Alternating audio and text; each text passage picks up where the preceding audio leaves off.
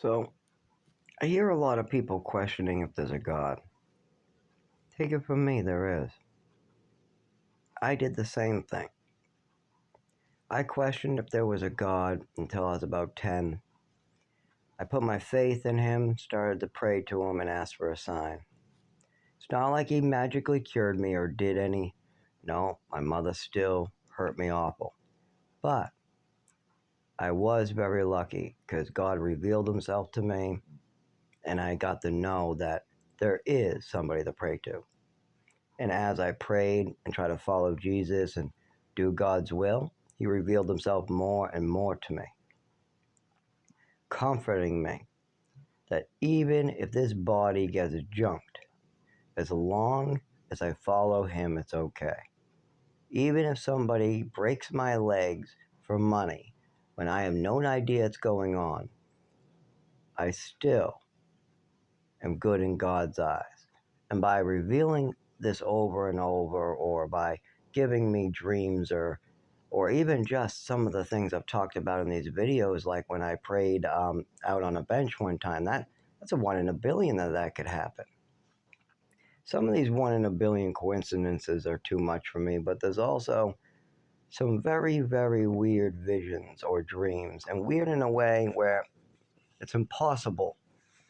It's completely impossible unless God is involved, and I'll explain. When I was an older teenager, less than 20, more than 13, I was praying.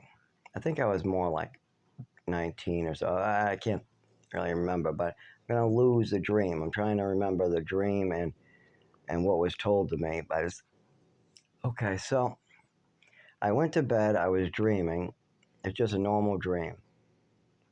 But in this one, I get pulled out and kind of cast, and I get to see a coffee shop or a shop and a bunch of people in line. And he tells me, I am here for you. I hear a voice telling me I'm here for you, or the message that's being told into my soul. Like there's nobody actually there. There's no voice, but you're getting the message in you.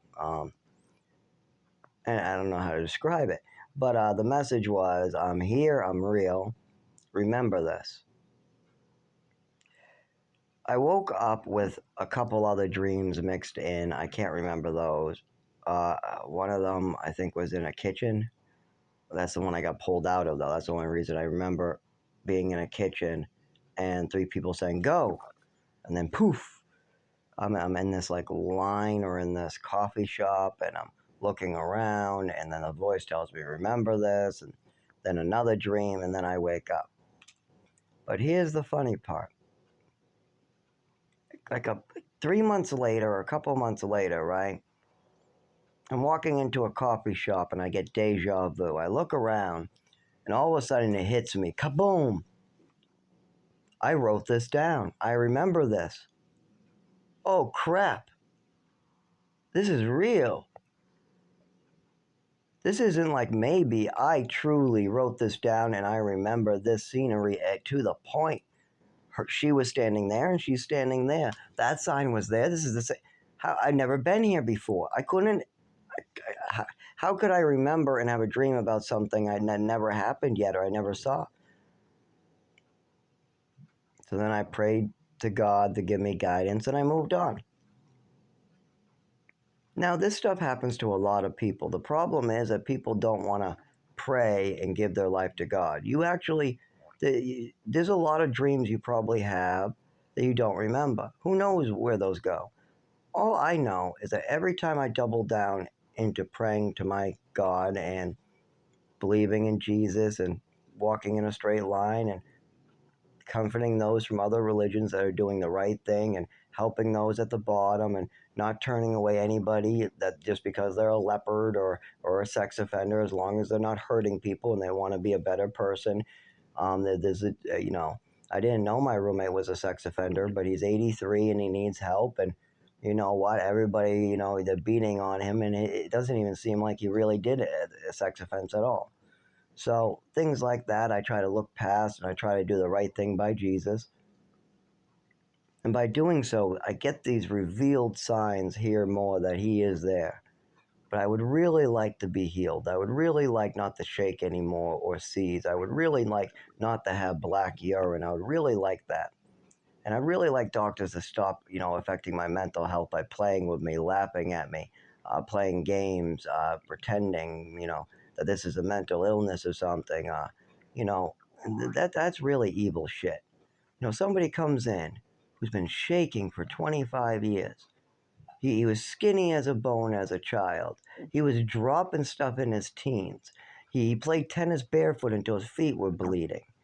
I mean, there's so much here. And then you just laugh at him like it's a joke. I wonder what God thinks of those people. And it's not my place to judge. I might want to punch them, but I have to not. I have to forgive them. I have to forgive these people for laughing at me because I'm sick, and I don't want to be there. People usually force me to go to the hospital because I know they're going to do this and play like I want to be there, even though I really, really don't want to be there. I hate hospitals. It's my part of my PTSD is when I go into a hospital, I just get like scared because I get a lot of flashbacks of other hospital stuff because I've had a lot of really, really, really shitty stuff happen to me in hospitals before. So when I go into a hospital for help, it really brings the PTSD out. So yeah, and then I go in there for something like a broken arm or black urine or bleeding in my testicles or something like that. And then they just play games like, oh, go leave, and make me come back like 5 times, like crawling or squatting when I need a wheelchair and crawling around the town. Like I've never ever seen a doctor make anybody else do that. But I've had to crawl several times and I was not issued a wheelchair. Literally crawling for months. No wheelchair on video too. I mean, other people are videotaping this. Hundreds of people are seeing this. I mean, the doctors have been told about it. What more do they need? I mean, other people won't go into the doctors. I hope they realize that my family doesn't care enough to go into the doctors, and I would have to give them permission, and depending on who they are, I would. My roommate's senile. He's definitely not going to. My manager is trying to help. She is yelling at them because she's now one of my emergency contacts, but she has very little knowledge of my past stuff. She just knows I shake, fall. She just sees what everybody else sees. She definitely doesn't see the black urine though, or the bloody testicles, but the doctors do. My roommates do. The doctors have been shown clearly. I have videotapes of it, and also the emergency room has been seen it 3 times. So, but when I go to the emergency room, it's really hard to get them to even look. Like, doctor, I really need you to look at my testicles right now so they don't think I'm making this shit up. Can you please just fucking come in here and look at this so you know it's real? Oh, sure. Oh, shit, it is real. Oh, no. Oh, no. Okay, you're going to need to see a specialist right away. So, okay, that was a total U-turn in your appearance. First, you looked like you didn't give a fuck. And then as soon as your eyes met my testicles, you looked like you were concerned for me. What a turnaround. And this is what I have to deal with. So please, look for God's signs out there and help your fellow man so there's less orphans turning into me. Because we got more children out there in Massachusetts going through what I went through in a lesser extent, more extent. Oh my God, we really, really need to work together to fix the system. We can't have children going through this. And there's so much single mothers too who are literally losing their child because of the bill situation and the equality situation. So you got like mothers who are 20 working 2 jobs, having their child taken away because they can't pay the rent, they can't support their child, and things aren't going so well. And then that child literally just gets turned into a total mess by the state. So we really need to work harder to help our fellow man. And it's really important that we use God as our guidance, not our own will, our greed, our own decisions. We need to use Jesus and follow him in a straight line. If somebody comes to you and you have something at your doorstep, if for some reason you have a family member in need, even if you know some random stranger, like you're walking down the street and a homeless person ends up, across from you at McDonald's talking to you for an hour. Maybe God put him there for a reason. Maybe it's not money. Maybe you don't have to give him money either. Maybe there's more to it than that. Maybe he's holding you from a plane hitting into another building. maybe that homeless man is sitting, talking to you, keeping you busy because you're supposed to be there today. You never know. But if you don't look for the signs, if you don't look for guidance, then you'll never know. And you'll keep hurting others. And you'll end up with more people like me, but they won't try to follow Jesus like me. Not everybody follows Jesus.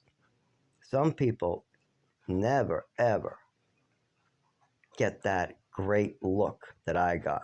I was very lucky. I prayed for God to show me a sign. I prayed for guidance, prayed to do God's will, and He revealed Himself to me in a way. And then again and again and again. The more I gave to God, the more my eyes got opened. And I suggest that others try to do the same.